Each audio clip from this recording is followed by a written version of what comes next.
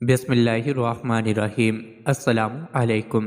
روزانہ واقعات سننے کے لیے اس چینل کو سبسکرائب کریں۔ ابتدا میں حضرت ابو بکر شبلی رحمۃ اللہ علیہ نے حضرت خیر نساج رحمۃ اللہ علیہ کی خدمت میں رہ کر سلوک کی منازل طے کیں۔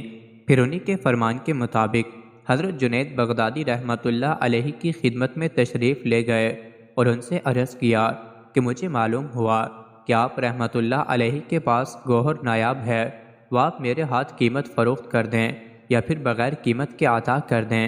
حضرت جنید بغدادی رحمۃ اللہ علیہ نے فرمایا کہ اگر میں وہ گوہر نایاب فروخت کرنا بھی چاہوں تو تم اسے خرید نہیں سکو گے، کیونکہ تمہارے اندر اس کو خریدنے کی قوت نہیں ہے، اور اگر مفت دے دو تو پھر تم اس کی قدر و قیمت کو نہیں سمجھ سکو گے، کیونکہ بلا محنت کے حاصل کردہ شے کی کوئی قدر نہیں ہوتی۔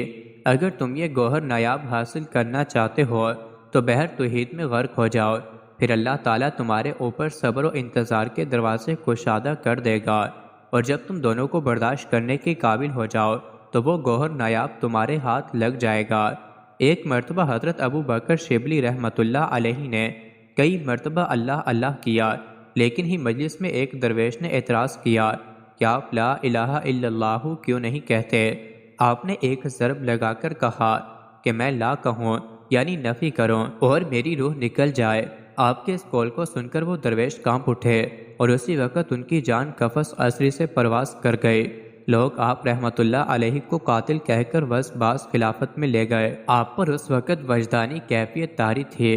خلیفہ نے آپ سے صفائی پیش کرنے کو کہا تو آپ نے فرمایا کہ اس درویش کی جان تو عشق الہی سے نکل کر بقائے الہی میں فنا ہونے والی تھی، اور اس کی روح دنیاوی رابطے سے منقطع ہو چکی تھی، اس لیے اسے میرے قول کی سماعت کی طاقت نہ رہی، لہٰذا اس میں میرا کوئی قصور نہیں۔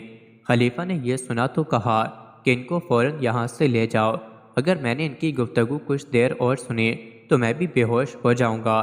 ایک مرتبہ ایک درویش پریشانی کی حالت میں حضرت ابو بکر شبلی رحمۃ اللہ علیہ کی خدمت میں حاضر ہوا کہ برائے مہربانی میری داد رسی فرمائیں، کیونکہ میں انتہائی پریشانی میں مبتلا ہوں، اگر آپ حکم فرمائیں تو میں اس راستے کو چھوڑ دوں۔ آپ نے فرمایا کہ تم کفر کے دروازے پر دستک دے رہے ہو، کیا تم نے یہ آیت نہیں سنی کہ اللہ کی رحمت سے مایوس نہ ہونا؟ یہ سن کر اس درویش نے عرض کیا کہ اب مجھے کچھ طمانیت محسوس ہوئی ہے۔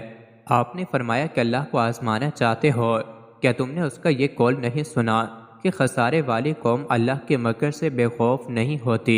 یہ سن کر اس درویش نے سوال کیا کہ پھر مجھے کیا کرنا چاہیے؟ آپ نے فرمایا کہ اللہ کی چوکھٹ کو سر دے مارو حتیٰ کہ تمہاری موت واقع ہو جائے، اس کے بعد تجھ کو کشادگی حاصل ہوگی۔ مزید ایسی ہی ویڈیوز کے لیے چینل کو ضرور سبسکرائب کریں۔